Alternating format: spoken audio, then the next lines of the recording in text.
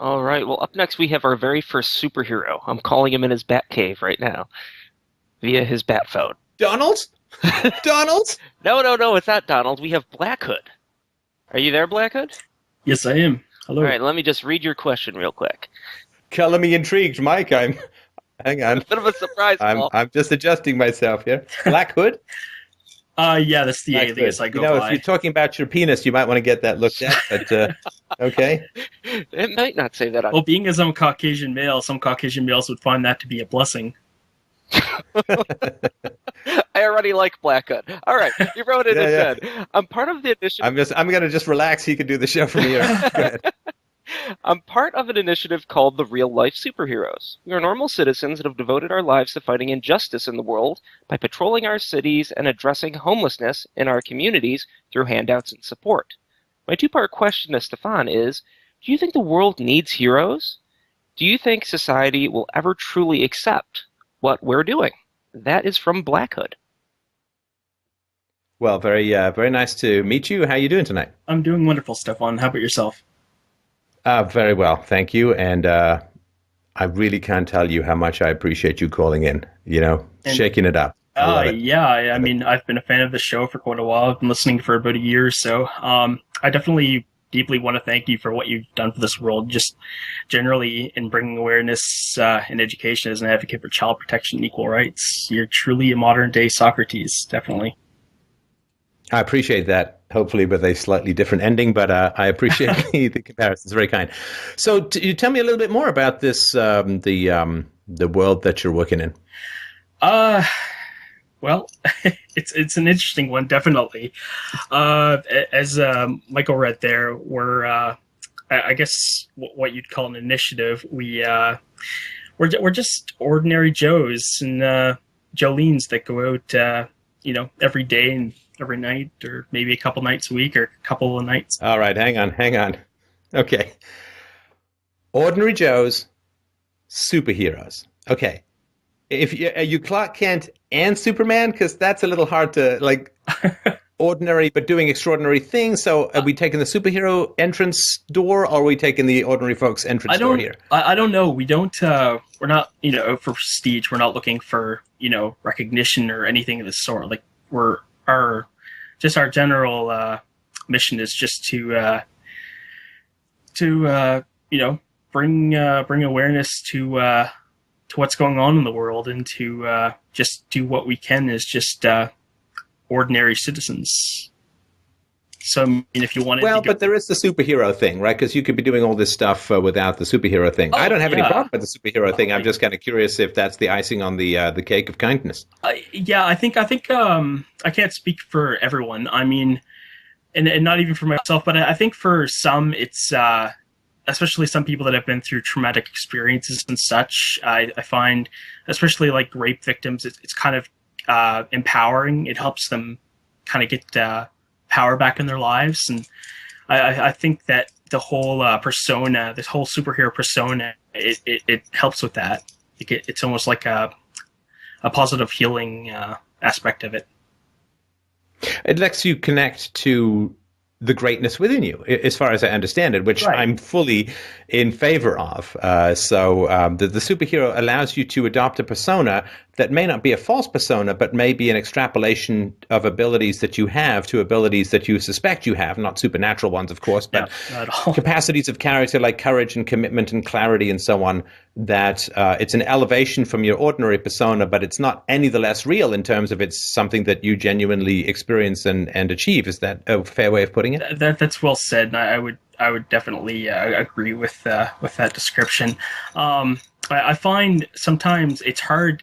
It really is hard sometimes to decide what the mask is, whether it's your the mask that you wear when you go to work every day and when you're around your friends or such, or it's the mask that you put on when you go out at night and go on patrols or go on missions to help the homeless or what have you. It's really hard to distinguish sometimes what your actual mask is. I mean, since you've grown as this person, whether through traumatic experiences or it's just something that you adopted in your life, it's hard to distinguish between the two at times.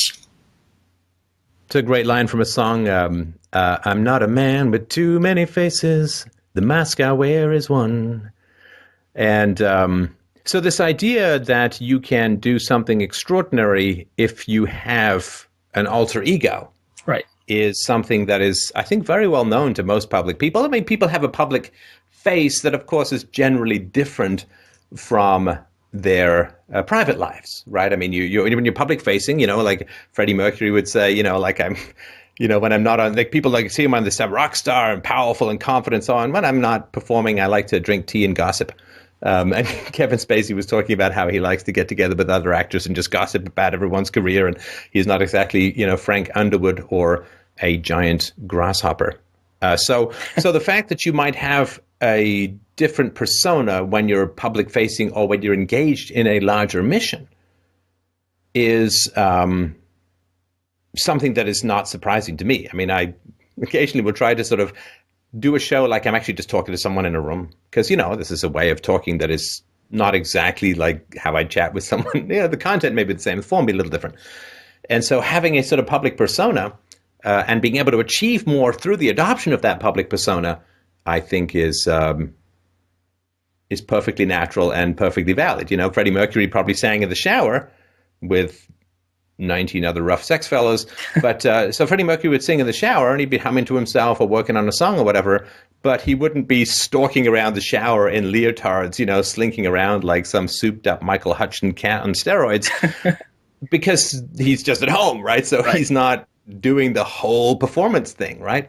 And I think that aspect of things is kind of natural. Again, as a superhero, you would be public facing and trying to do more than you would if you were just as dressed ordinarily. And the costume is a way of reminding yourself to not be who you were only, if that makes sense.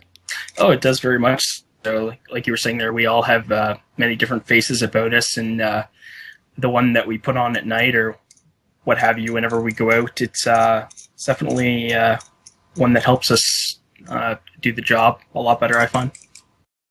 So this, it's a bit of a cliche, but there is something I think of value to it, which is everybody has to project a future persona that they can climb towards if they want to achieve something out of the ordinary. You have to picture yourself doing something great. If you want to achieve something great, first of all, you generally start from a place that does not encourage greatness, whether it's your government school or maybe a family that wants to play it small, as a lot of families tend to want to do. You start in a place that is not going to encourage greatness within you. And in order to break through that, you need to project yourself as doing something great before you get there. And you don't know if you're going to get there. Right. And, this is another line from a song I was talking about with my daughter the other day from Peter Gabriel's song. And it says, all of the buildings and all of the cars were once just a dream in somebody's head. And this idea that something is going to exist in reality because you first pictured it in your mind. It can be a car, it can be a building, it can be a painting, it can be an achievement, almost a personality structure.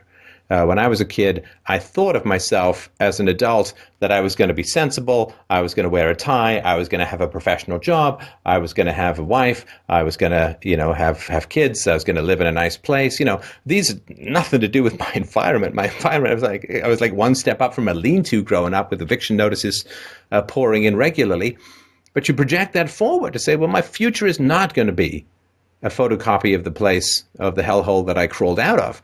And to achieve that, you have to wish it, you have to believe it first, right? The visualization, you dream of the Oscar and you can get the Oscar. If you never dream of the Oscar, you won't take the steps necessary to get it. And the dream is not the same thing as the reality, but the dream is necessary, although not sufficient to achieve it. So I can completely understand that if you want to do something out of the ordinary, that you have to project a persona that can achieve that. And that's what you use as sort of the rappel hook to fire up and climb over the wall of self-skepticism to achieve.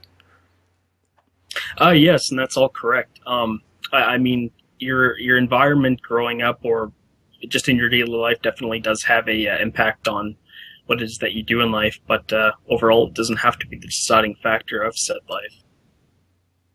So tell me about how this came about for you. What was the etiology of adopting this approach? I won't go, it's for, I won't go into full detail as I do want to stay anonymous, but I grew up in a very traumatic environment. There's a lot of abuse, a lot of neglect. Went through foster care until about age 11, and it definitely changes a child. And then as you go through your teens, you start to act out. There's a lot of anger. There's a lot of just repressed rage in general. And I think from there on, you need to have something to grasp onto, and somehow something, I guess it takes not a special kind of person, but there's only a small handful of us actually do this, and I think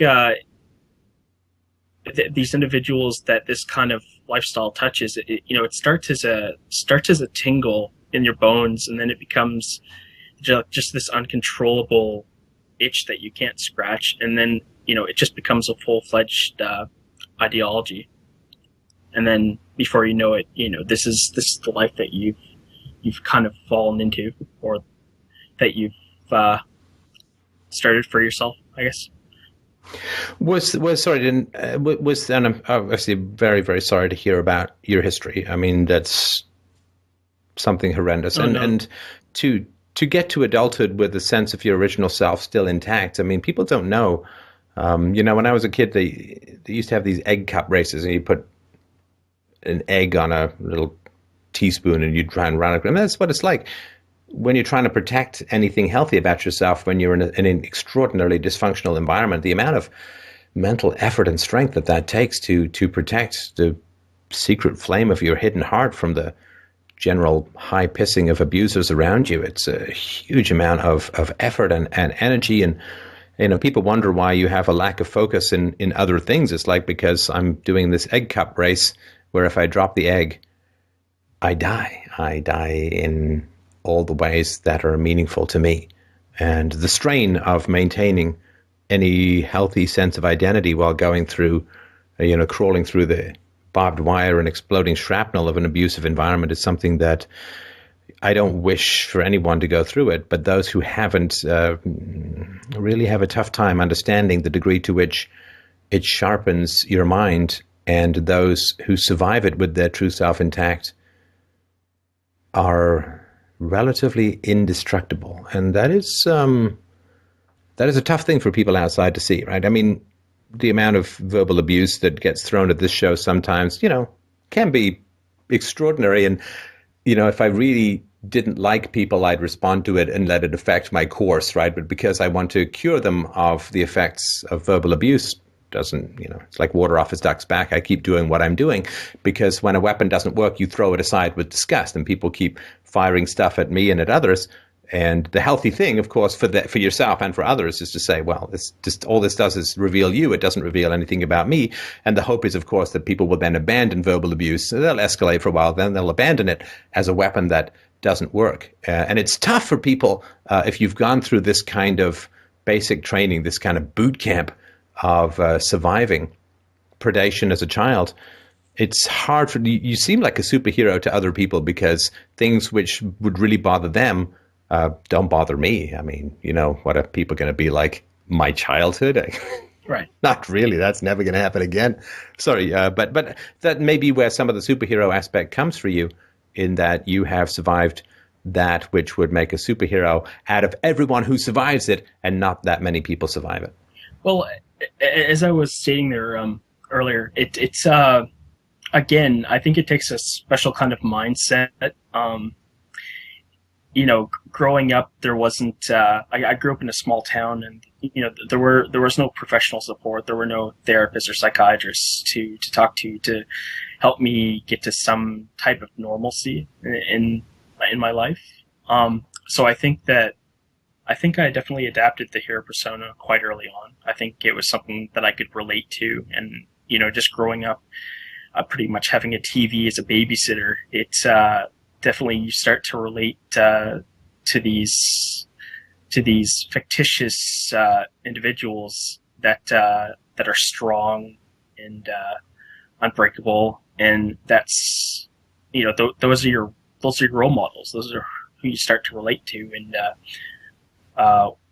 kind of adapt your own mindset to become. And I mean, again, this is fiction. We're living in real life. I'm not bulletproof or what have you. But again, it doesn't change that reality where you start to adapt to that fake universe, I guess, in a matter of speaking. Yeah, I think that there is a kind of echo blowback to all extremes of personality, and if you push someone down, and what happens is you elevate another aspect of their mind. Everything in the psyche strives for balance, I believe, like things in nature. And when you push someone down a lot, when you grind someone down, when someone feels oppressed, there is a part of them that escapes that fist by going up to the very stars themselves. And this is, I think, some of the development of abstract thought, high ambitions, lofty goals, comes out of this being crushed, escaping from it. You don't run far away from a cat, but you will run far away in the opposite direction from a tiger or a lion. And so there is opposition in trauma that can create, I think, some very lofty aspects to the personality, and you have to kind of be your own hero. If there is no heroism in your environment, exactly, and you're in desperate need of it, right, you will produce it for yourself and open up some possibilities in the future that otherwise wouldn't have been there. And that's why I agree upon what you stated about a child needing two parents, needing a mother for her nurturing in feminine ways, and a father for everything that he brings to the table as well. There definitely does need to be a two-parent household. Otherwise, the child lacks or for want of those other inherited things that he'd need to develop a healthy mind.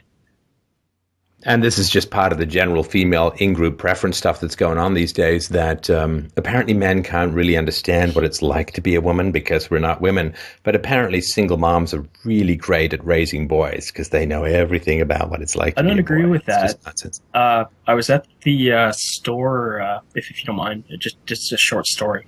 I was at the store a couple days ago, and there was a mother there with her daughter. What, your daughter's 6, 7?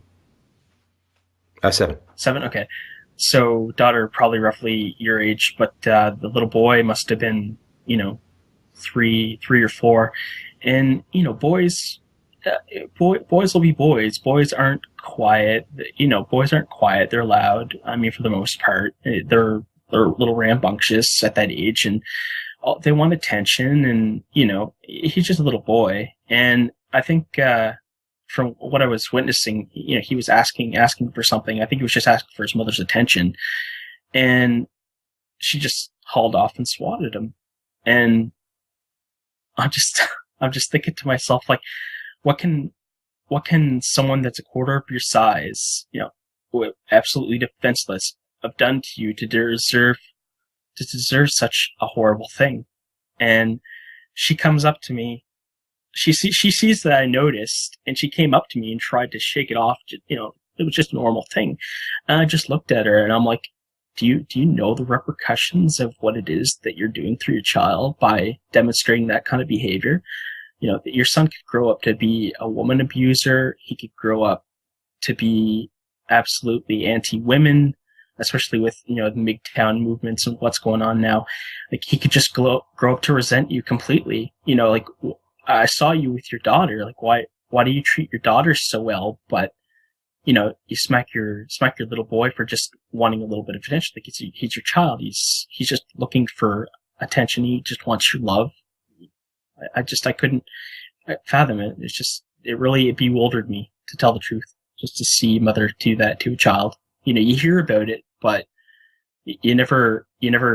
I've never seen it before. Like, I've heard in your podcast and such about, single mothers hitting children and that. And maybe she wasn't single. I'm just single. I'm just assuming, but just to see her haul off and do that to her own flesh and blood. Well, I mean, but these days, what do women need with masculine virtues? I mean, the reason why women would respect masculine virtues is because certainly when they would be pregnant and breastfeeding, right, and when the kids are young, they would be dependent upon men providing for them. So they would have to respect and value the masculine virtues of, men have to have this dual life, and it's more than dual, but they have to be aggressive out there in the marketplace, and they have to be tender and loving at home.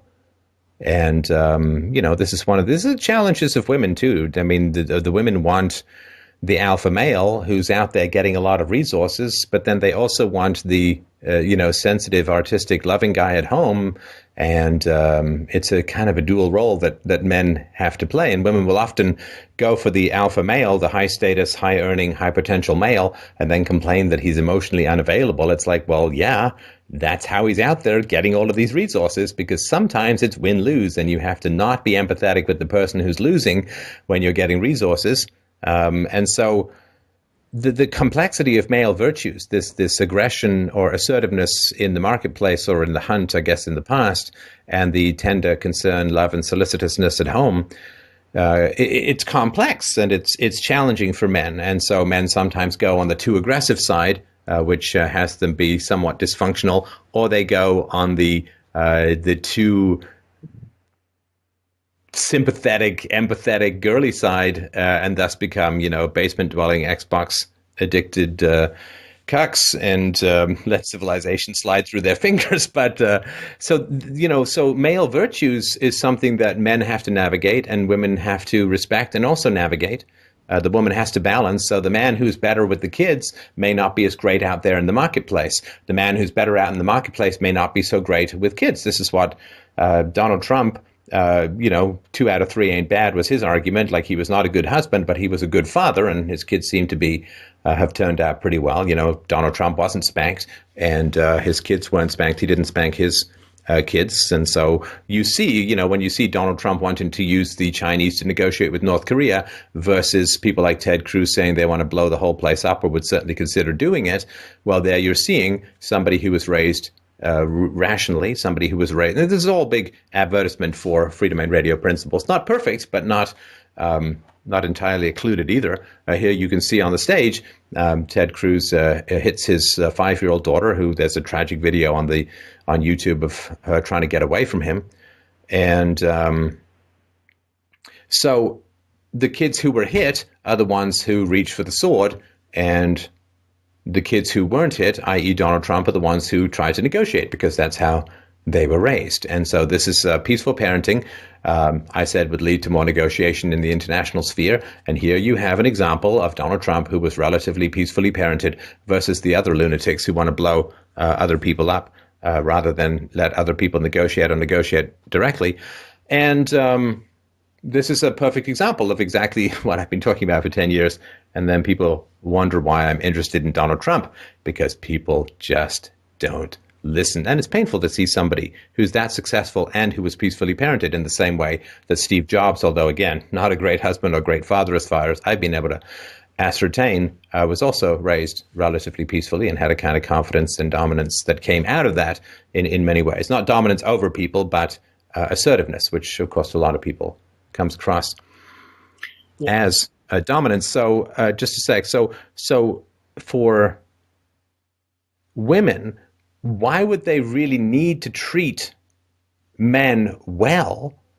Because they can just get all the resources they want from the state. They can vote for some pearly-toothed, jug-eared, beanpole politician who can use the power of the state to strip resources from men who despise them and hand them over. Even though the government's still run primarily by the rapist doesn't bring you flowers. He doesn't need to. He brings a switchblade to the interaction. And women's addiction to the state, why do they have to be nice to their sons? Because they don't need male virtues, because the state is providing them all that male virtues used to provide to them. And until the state runs out of money with which to bribe women, men are going to be treated badly, because men are disposable in a way that they weren't before. Men have always been disposable in guarding the eggs, but now they're much more disposable, even because women can get all the resources they want from the state, and if they're displeased with their man, they can divorce him and get all the resources from him as if they were still there, which is sort of like divorcing a woman and expecting her to still provide sex with you for the next 20 years. So why would, boys are hit more than girls when boys and girls hand in the same work anonymized. they score about equal when the teachers, who are largely female, when the boys are younger, when they know it's boys, they mark them down. So boys are badly treated in school, they're badly treated at home, they're badly treated in society, which is why they're basically saying, screw it, I'm not interested in protecting a society that despises me. And the fact that men have given up wanting to protect society, people don't know. There's that Flintstones moment where they run off the cliff, but they're still hanging there for a moment. Well, society has relied and has treated its males well throughout a lot of times throughout history. People call this patriarchy, when, of course, the current gynocracy is not considered matriarchy. But society's treated men well throughout history because men needed to like society in order to protect it. You're not going to protect something you dislike, and you're not going to protect a whole bunch of people who are abusing you, which is why what's happening in Europe is happening in Europe. And men are basically saying, well, I don't like what's happening, but I sure as hell I'm not going to fight for a bunch of people who've been calling me a patriarchal pig for the past couple of generations. And I'm not going to fight to save a society where my father got destroyed in divorce court and never got to see his kids, and the women are all feminists and hate us on and think that I'm a rapist. And why the hell would I want to protect a society that chews up and destroys men to this degree and doesn't even give them the honor of a ticker tape parade when they come home from war, but calls them baby killers? Why the hell would I want to protect a society that is going to, that hates me so much, that scorns me so much, where I get abused in school, where I get abused at home, and nobody ever has a kind word to say to me? Why the hell would I ever want to protect a society that up until a couple of years ago in America didn't even recognize that men could get raped as a crime? Why the hell would I want to protect this kind of society? And so society, because they're all running to the state, and the state is being the proxy man for all the women, the societies can just dump and shit all over men. And they just don't understand that the moment you start doing that, your society is fucking doomed. And so the degree to which you are pushing back against that, I think, is very interesting, because you're out there as a man trying to do good in society. Well, right? I think that's just it. Doing what we do, you can't be like, you have to leave all the bias and such at the door. You can't be biased. You just have to see the society as a whole, and just kind of put everything behind you, and just approach what needs to be dealt with. Now, what is your typical night? Like, what do you do when you head out to do Excuse me. your good? We suit up. Sorry, I apologize. We talk beforehand, before patrol, on Facebook, and just make or organize where we want to meet and what area of the city that we want to cover and such, what it is that we want to do that night. And then we suit up in gear, and then we all meet up, and then we usually patrol whatever area we've set for that night, from usually the hours of 11 till 4 a.m. When things are quiet, whoever's night it is to carry the backpack, we call it the bitch pack. It's the pack that has all the sandwiches and all of the water bottles and what have you, hygiene products. And if it's quiet, we'll go around and find the homeless in the city, and we'll do handouts and just spend a little bit of time with them. Just let them know that people do care, that there are people out there that do give a damn, that they haven't been forgotten about.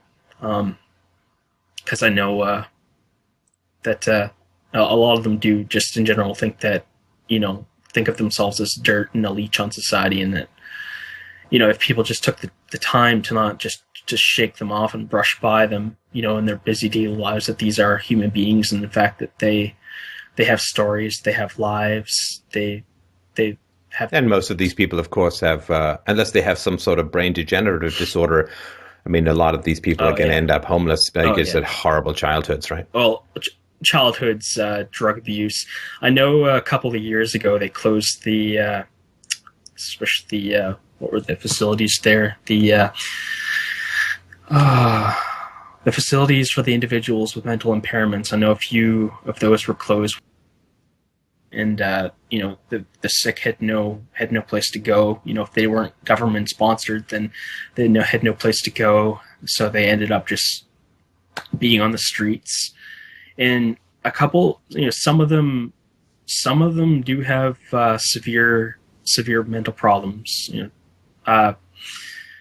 Schizophrenics and what have you. I'm not going to generalize and say that they're all a danger to the community, because they're not. I think especially mental illness in general is just stigmatized depending on what it is. But some of them out there are off meds, and they do pose somewhat of a risk. So again, they're unpredictable. Well, that's right. That's right? The challenge. It's not that for sure, but it's the unpredictability that is alarming to people, I think.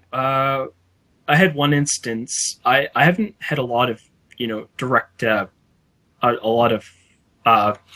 direct contact as far as like harm goes. I've had a knife pulled on me and such, but probably 3 or 4 months ago, I was we were on patrol. Sorry, there were two of us. We were on patrol, and we were I don't remember why we were splitting up. Usually we go out in groups, but so we were splitting up. I can't remember why. But I was going down the street by a gas station anyways, and I thought I saw a guy kicking a dog on the ground. So I ran over anyways and bull rushed him off it.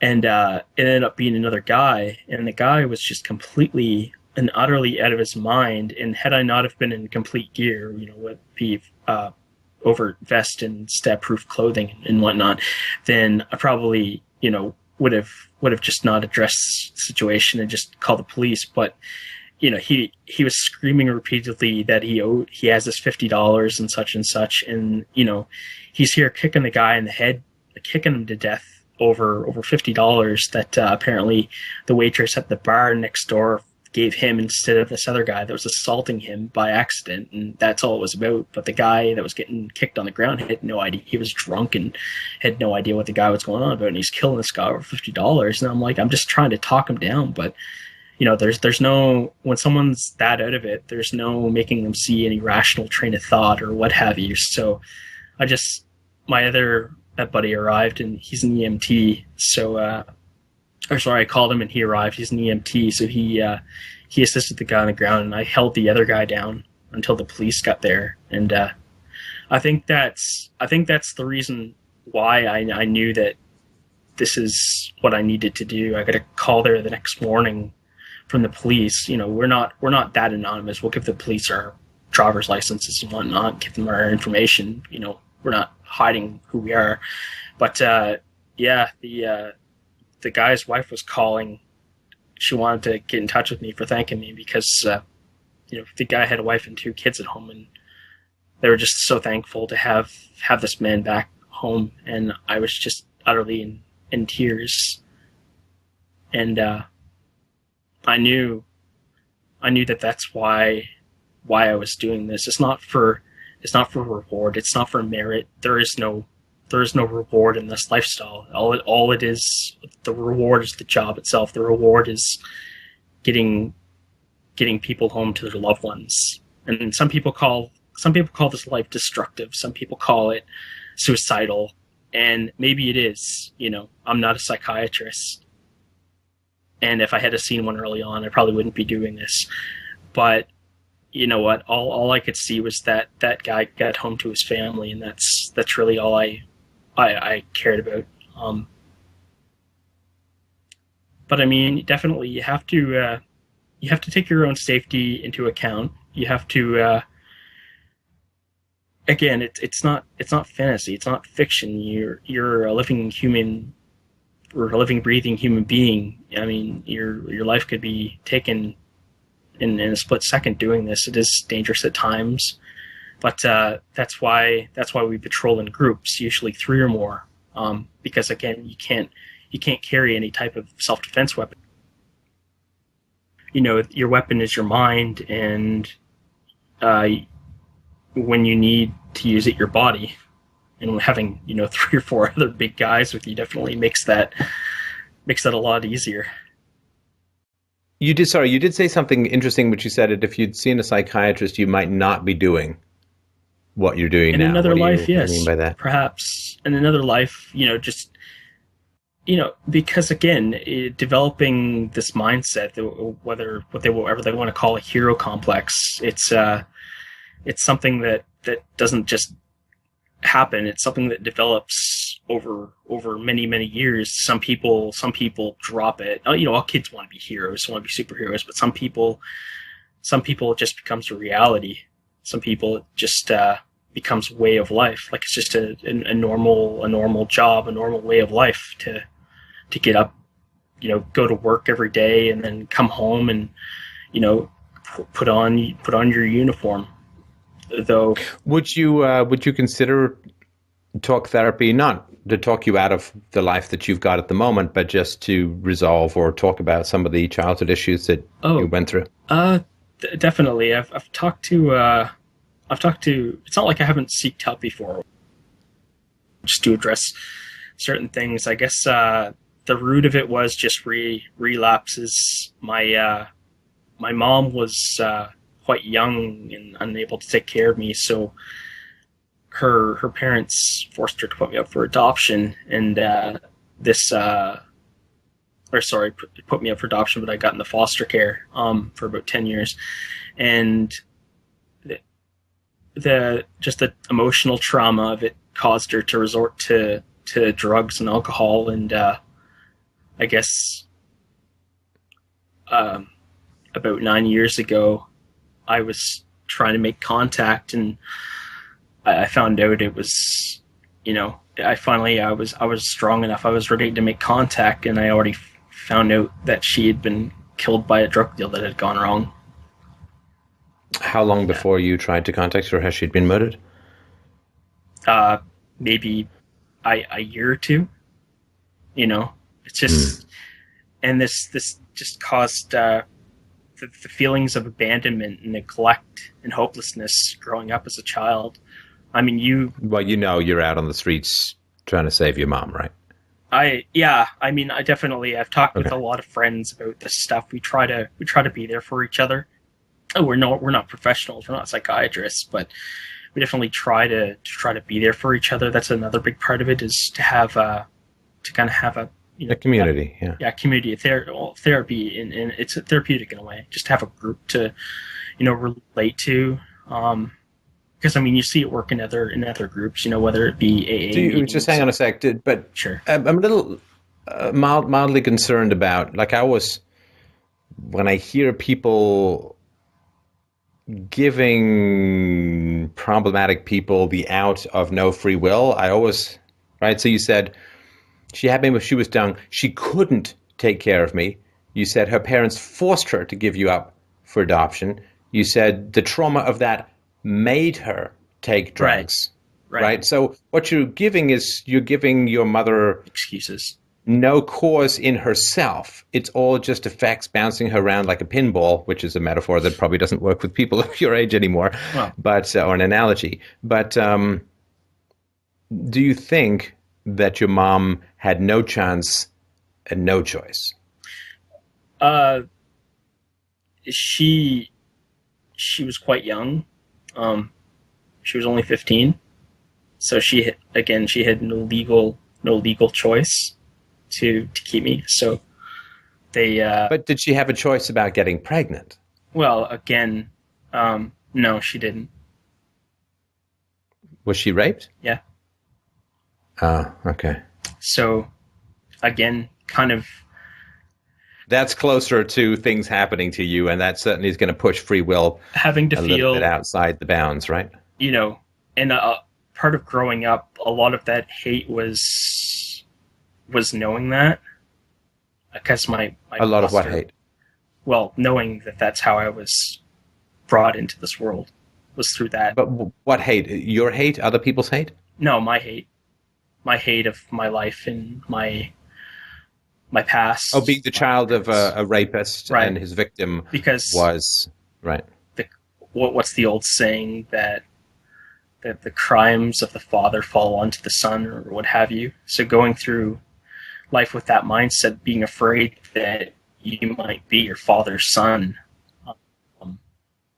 it's a frightening thing. Well, but you know that's not. No, I know that. But you know that's not a real thing, right? No, I know. But when you're a child, when you're a child and when you're being neglected and physically abused and verbally abused, several times a week, it doesn't and you're told that. Like I was told that at 8 or 9 years old, that Who told you? my foster father. Huh.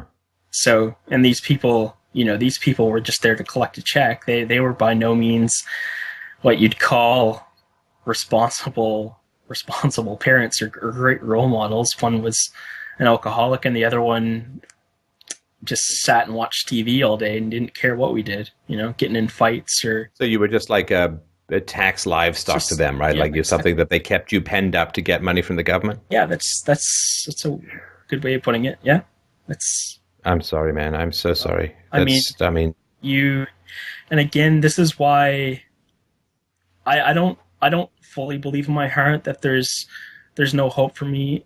I found breaking through my psyche, especially, that I'm starting to want things for myself finally, because I was just so antisocial and just uninterested in anything in the world, but seeking justice for the crime that had been bestowed upon my life, that I couldn't see anything else besides my own rage. And I'm finally finding in my, later years now, almost 30, that I'm wanting things, wanting a family, wanting things for myself.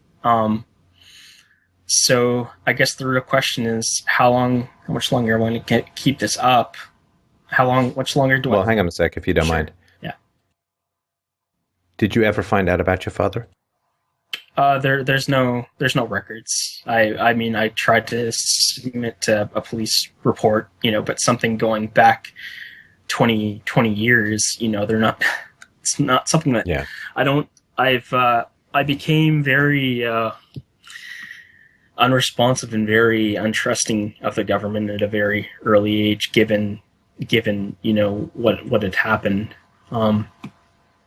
But I mean, again, it wasn't the government that, the government had a part to play in taking me away, but at the same time, it was my biological grandparents the ones that were forced to give me up. So, And why were they forced to give you up?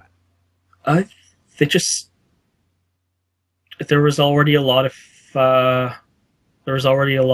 family problems. There was a lot of drug and alcohol abuse and such. There were a lot of brothers and sisters. There were about nine brothers and sisters in total, and not much education. There wasn't really any healthy person in that family. A lot of them had committed suicide. A lot of them had dropped out of school and gotten into drugs and alcohol themselves. So it's like I grew up. And you've not taken that road at all, I assume. In my teens I took a lot of hard spills in my teens. Right. Just a lot of fighting and a lot of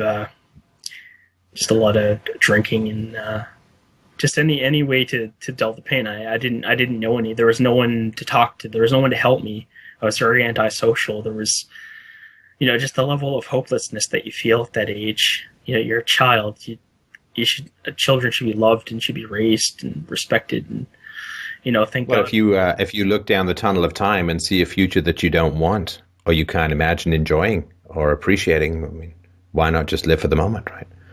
Well, that's just it. But I'd like something. I would like something more. But again, it feels like this life that's developed in my mind, what's become of me, just it's not gonna let me go. Like this is all I know, and this is all I'm ever going to be. Is someone that dresses up at night and goes out to help other people get home to their own families. That's all I see for myself. Without having a family of your own, right? Well, yeah. Well, that was the general idea, I guess. Now, what was the old saying that I used to say? This is my curse. This is my test. I'll live without love or happiness, but I'll fear neither pain nor death. I think that was... Isn't it more like your penance? Like, if you feel that you are the product of a crime, then you must do good in the world. Right. Just to be even with others, right? Right, to balance to balance with the evil, I have to go out and make out for my father's crimes, to scour the streets at night, to protect others. And I think that's... Which might end up with you like your mom, right? Well, that's just it, right? You have to take all things... I mean, there's a repetition here, because you know this, and I'm not going to insult your intelligence by pretending that's that you don't, but sometimes it can help to hear from outside that the crime that your father committed is not transmitted to you like original sin or genetically or anything like that, that you may be the only decent thing that came out of your shitty dad's life. Like, you might be the only star in the endless black night of whatever horrors he perpetrated on the planet. And so as the only glowing seed that came out of this monster, you actually have a propulsion towards virtue, insofar as you have survived and flourished remarkably well, given all of the horrors of your upbringing. And that is something to be proud of what you've achieved, rather than say somehow that the stain of my origin spreads to me. That is a very, I mean, I know it's more immediate, but it's along the lines of Adam didn't listen to God and listened to Eve and ate of the tree of knowledge of good and evil, and therefore all humanity is cursed unless they bowed before the priests. Like, there is no sin in life, and the most brutal origins leave no stain upon the life that they produce whatsoever. In fact, your knowledge of it can give you a greater commitment to virtue. You know, when shitty things happen to you, you either fold or you double down, right? Which is why people who grow up under extreme circumstances produce extremes in general without rigorous application of self-knowledge. They produce extremes of good and evil. Right. And I think that your approach of attempting to do good in the world, obviously I'm not going to disagree with you, it's a laudable and noble intention. I would not want you, myself, this is just me speaking here obviously, but I would not want you, my friend, to end up feeling that you had a penance to pay for the crime of your father, because the crime of your father does not pass to you. Listen, I don't want to get into details about myself, but I've had to wrestle with a few of these things in my own sort of history and so on. And the crimes of the elders in no way, shape, or form pass down to the children. And if the children are alert and aware, and you certainly sound that way inclined, they can look at the crimes of their elders and vow to do the opposite. You know, I would not be nearly as good a parent, I would imagine, if I had not had such a bad childhood. There is a way of turning the temptation to evil into a spur for goodness. In other words, if you've been startled by something dangerous, you can either rush to embrace it and try to manage your fear with constant proximity, or you can run in the other direction and achieve true safety and security by being nowhere near where the danger is. My concern is that you're kind of rushing back into history here, continually putting yourself in potentially dangerous situations in a sort of Simon the Boxer way, which is an analogy that I use in my free book for those who want it. It's well worth a read, Real-Time Relationships, which is available at freedomainradio.com/free. And so my particular goal for you would be to recognize that your father, who was a flyby violent rapist, that his seed has nothing to do with who you are. Nothing to do with who you are. You know, he was a sword, and through the alchemy of your existence, his blade can be melted down and turned into a plowshare. It can be used for the production of food rather than the lopping of limbs. You are merely the body stuff produced by an evil man, which is metal that is reforged into something completely new. There is no hint of the sword in the plowshare after the alchemy of transition is complete. There is no hint of the evil in the new life that evil can violently create. It does not pass through you in some sort of genetic manner and mean that you are now a plowshare that can be used to cut off people's heads as the sword that came before the plowshare was used for. And you are entire and original to yourself. And we have a tendency to feel, and there is a kind of tribal community in feeling that we are the latest in a series of dominoes that perhaps has fallen since the beginning of time, which is why I think you're kind of drawn to these deterministic arguments, which, you know, you can in a sense, forgive some of the people involved in the brutality of your origins by stripping them of free will. But because you're a human being, your brain is always primed for universalization, which means those you strip of free will for the sake of avoiding the anger you may feel towards them and giving them a sort of pseudo forgiveness by taking away their free will. The problem is that takes away your free will as well. The world and the mind that we use in the world is a series of levers, of gauges. And if you push, there's no individual, like in an equalizer, you can do the bass and the treble each individually. No, there's one giant lever, and everything else follows that one. And if you strip free will from others for the sake of personal comfort and ease of mind, you strip free will from yourself. The degree to which you will accept free will for yourself is the degree to which you're going to get angry at people who've harmed you, because if you can accept free will and personal responsibility after having been harmed, then they can damn well do it too. And so my concern is that you've got this domino effect. Well, this is what happened, and they had no choice, and this is why they were forced to do this, and it was inevitable that they did that, and as a result of this, they did the other, and so on. Look, there are people who are raped who don't turn to drugs. There are people who turn to drugs. There are people who give their kids up for adoption who don't end up turning to drugs. This is not dominoes. The moment you find an exception, right? Like, there's nobody who falls into a volcano who survives, assuming they hit lava, right? So that's deterministic. You push someone into a volcano, they're going to die. But the moment you find an exception, you find the magic land called free will. And it was not inevitable that your father raped your mother. And it's hard to even use that word father for the violent sperm donor, like for the sperm inflictor, the sperm whipper. This is not father. Father is something you do. And so it was not inevitable that happened. It was not inevitable that your mother had to give you up for adoption. It was not inevitable that she ended up being a drug addict. It was not inevitable that she ended up being murdered. None of this was inevitable. There's always choice, assuming that, these people are even vaguely mentally competent, and, given that they weren't living in an assisted living facility, we're going to assume that. So it is, to some degree, comforting to think of them as dominoes falling one after another, inevitable. And when you listen to this again, my friend, and I hope that you will hear that language of stripping free will. You're giving them about as much free will as you would give a hungry shark gnawing on your leg. Okay, the hungry shark doesn't have free will, but these are human beings. They get the privileges of freedom, they get the privileges of property, they get the privileges of human rights. Therefore, they get the privilege or curse of free will and choice. And they had it, and you have it. Right. But the degree to which you're going to strip it from them is the degree to which your life becomes a penance for a crime you never committed. You are a man far more sinned against than sinning. And I'm concerned that you're going out into the nightlife and going back into the danger zone and going back into the potentially suicidal arena where you do not have the equipment of the cops, you do not have the weaponry of the cops, you do not have the backup of the entire police force. You are out there alone. You are out there, even if you're with other people, as you say, you are stripped to a defenseless state by the laws of the state. And my concern is that you're never, ever going to get out of these foster houses if you're continually drawn back into this kind of danger. So my strong suggestion is that you get yourself into some one-on-one talk therapy.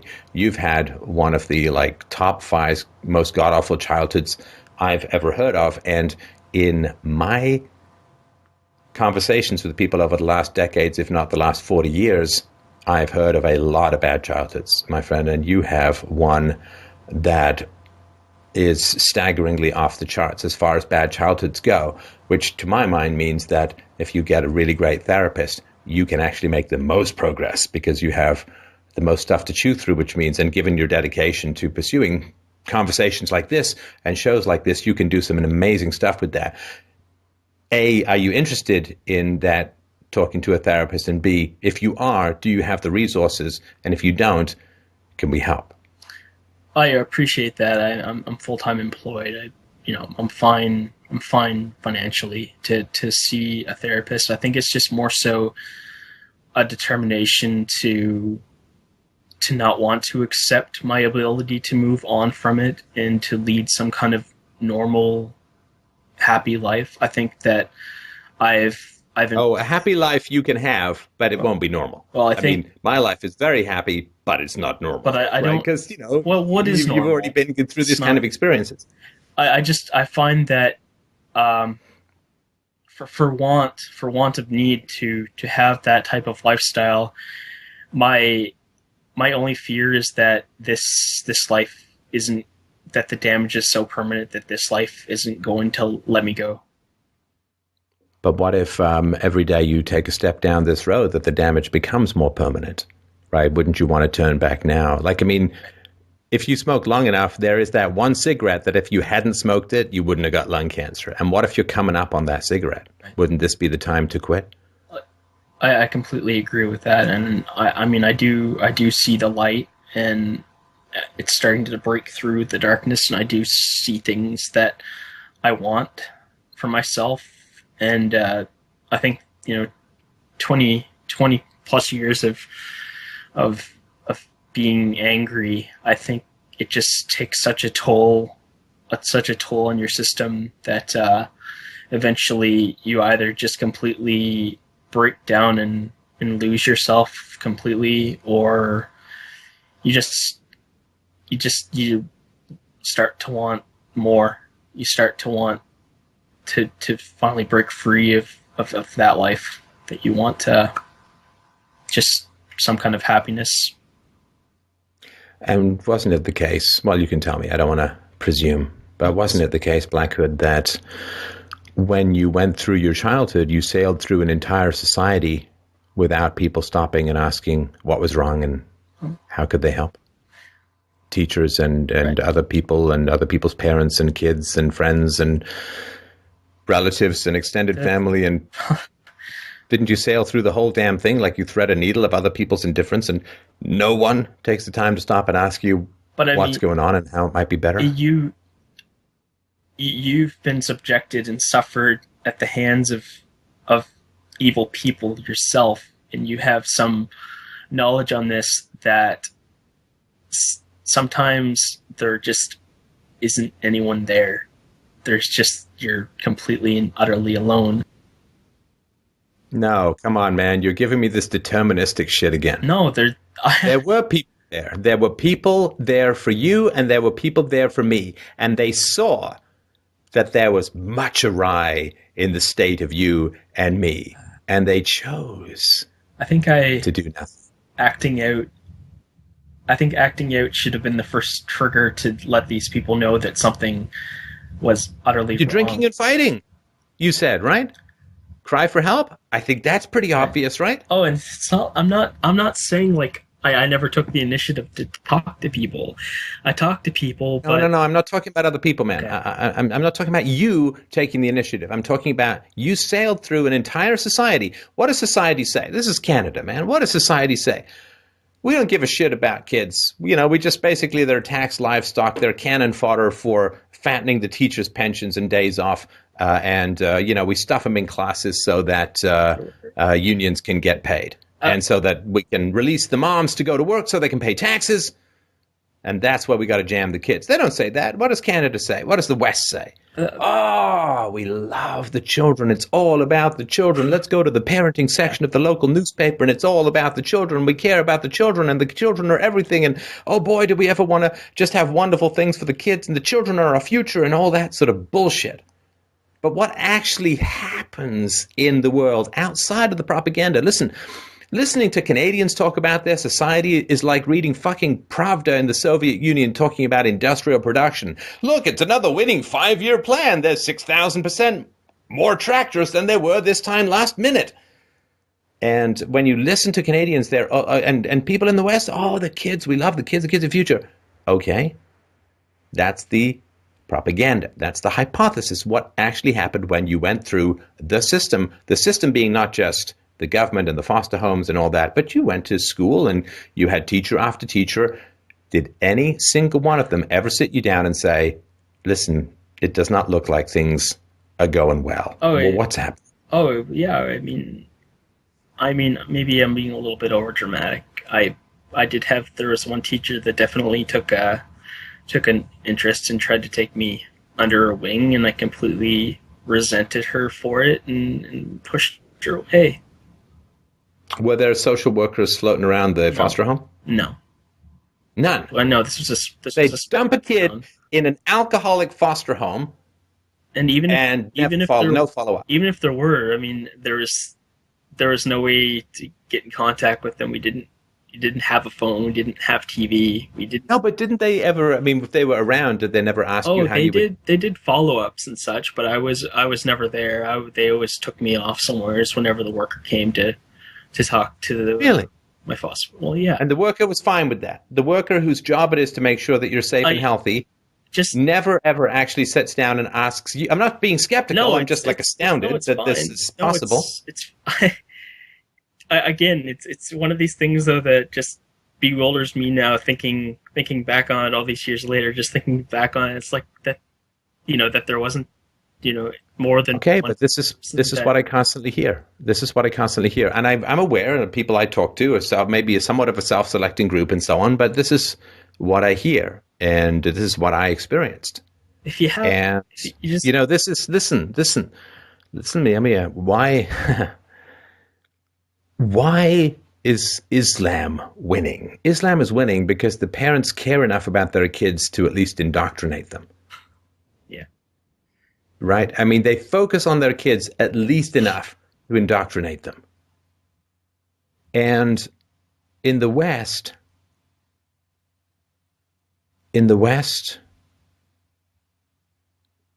we've almost all become the lost boys. The kids left at the mall and people don't even notice for a generation. Very Kids left behind, the kids lonely, as you say, raised by television. Now it's tablets. very Kids PC whose world parents as are well. too busy, or PCs or Xboxes. Parents are too busy, too distracted, too confused, too resentful, too spaced out, too dragged through family courts. Like, Right.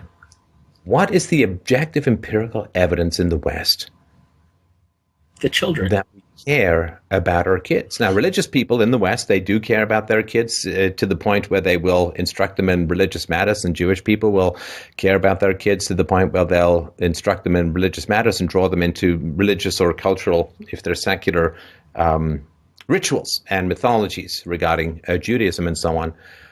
But in the largely secular West, people, I'm not happy, I'll watch the comments below and let me know if I'm missing something. I don't think I am now, pushing my half-century mark here, but where is the evidence, the empirical evidence, that people in the West give much of a shit about their kids? So the children are the evidence themselves. Yeah, I mean, multiculturalism. Do the kids want to be jammed into other cultures, other languages? They don't understand, they can't follow, they can't fathom, they can't navigate, they can't negotiate. Tribalism. Do the kids want to be in school? Do they enjoy their schools? Nobody ever asked me whether I liked my school, or whether I wanted to be there, how it might improve in some conceivable manner. No. Where is the evidence that people in the West really care about their kids? And I say this not just to piss you off, although I think it is something we should be pissed off about. Because if people really cared about the kids, they'd ask the kids, at least, do you like public school? Do you like government schools? And if not, how could it be improved? Or if they cared about kids, they'd give the parents vouchers to go to whatever schools they valued best. Kids are just a bunch of livestock to pump up union coffers these days. And so the reason I'm saying that is that the superhero who you could be greater. My concern is that your superhero persona, which I respect, which can do some good in the world, which did have a guy go home to his kids, okay. But I think, given your suffering and given your knowledge, that if you were to begin to ascribe free will to your society, rather than assuming they're all a bunch of zombie dominoes falling over each other and you're the only one who can have a choice, which won't work in the long run anyway, the longer you diminish free will in others, the more you erode it in yourself, what kind of superhero could you be with more self-knowledge and closure on prior trauma, and with the incredibly volatile and electric ascribing of total free will to others? I've railed against the boomers, right? Railed against the boomers. They didn't fight against the Marxists. They didn't fight against the cultural Marxists. They did not fight against the Frankfurt School. They did not fight against the cucking of all things Western. They did not fight against radical feminism. They just basically took the easy, lazy way out. And now there's not enough money in the coffers to pay for their retirement. And the boomers are all like, well, you got to pay us our retirement because we paid into the system. And I'm like, well, how about I treat you with about as much consideration as you treated me? How about I care about as much about your retirement as you cared about my childhood? Well, they absolutely destroyed the economy. Is a bitch, boomers. Sorry, go ahead. I was just saying that they wanted to live in the lap of luxury at the time. They wanted all the big houses and all the big toys, and completely decimated our economy. And now the next... Yeah, they wanted to avoid conflict, and they let a bunch of sociopaths... Yeah, they let a bunch of sociopaths take over the media and the schools and all that because they wanted to avoid conflict. Right. Okay, well, I can avoid conflict by not really giving a rat's ass about your retirement, you know? Sorry, you know, what goes around comes around, and I'm not going to show more compassion to an entire group that shows no compassion for me. So how about taking your experiences and once you work through them with a therapist, maybe some of this putting yourself in immediate harm's way is more of an acting out, but maybe you could be an even greater superhero that could remind people that accepting necessary conflicts for the sake of improving the lives of children is the only fundamental moral crusade that matters. Mm. And your experience could make you very, very powerful in the communication of that. And it might be better than risking life and limb to pull a drunk off a guy over $50. Yeah, I agree. I mean, definitely knowledge is superhero. Knowledge is power. Definitely. Yeah. Will you think about the therapy thing? I've got a podcast on how to find a great therapist, which is my particular and personal thoughts on the subject. But that would be my recommendation. I mean, the amount of challenges that you're carrying around through absolutely no fault of your own and through the fault of those who came before you and those who surrounded you growing up, you could really benefit from some therapy. Not because you're broken and you need to be fixed, but because you have the potential for so much power that you need to find someone who can help you harness and focus it for the good of more than people being beaten up by drunks. Yeah, I need a healthier outlet, that's for sure. I'm completely in agreement with that. I mean, I respect you saying that. So you'll give it a shot? Oh, definitely. I mean, it was never not in the cards. Is it more immediately in the cards? Because you just gave me an, oh, definitely, like I didn't quite believe it. Oh, yeah. I'll be right on that. Thinking back, yeah, it definitely sounded like this. That. This week, will you think about calling someone? Oh, I hate to be annoying, but I'm going to be anyway. Will you think about calling someone this week? Yes, I will. Okay, will you let us know if you have, so we can nag you if you haven't? Sure, I definitely will. You will? Okay. Yeah, I hope you'll accept my incredibly deep sympathies for your history and also my appreciation for your openness in this conversation. And I definitely respect and appreciate what it is that you do, bringing hope to helpless as well. You're definitely a hero yourself. Thank you. I appreciate that. From a superhero to a mere mortal podcaster, that is high praise. So thanks, everyone, so much. We'll look forward to hearing back from Black Hood, and we'll keep you posted on his progress, if that's all right with him. And thanks again, everyone, so much for calling in. As always, as usual, freedomainradio.com/donate to do the necessary material heavy lifting transfers to our giant philosophy consumption, more of media and bandwidth, dear Lord. And FDRURL.com/Amazon if you're doing some shopping and want to help us out for free for you. But really, we would hugely appreciate subscriptions and donations to keep us afloat and to keep us growing and to have us continue to do the minor superhero work that we do. Thank you, everyone, so much. Have a great, great week. We'll talk to you soon.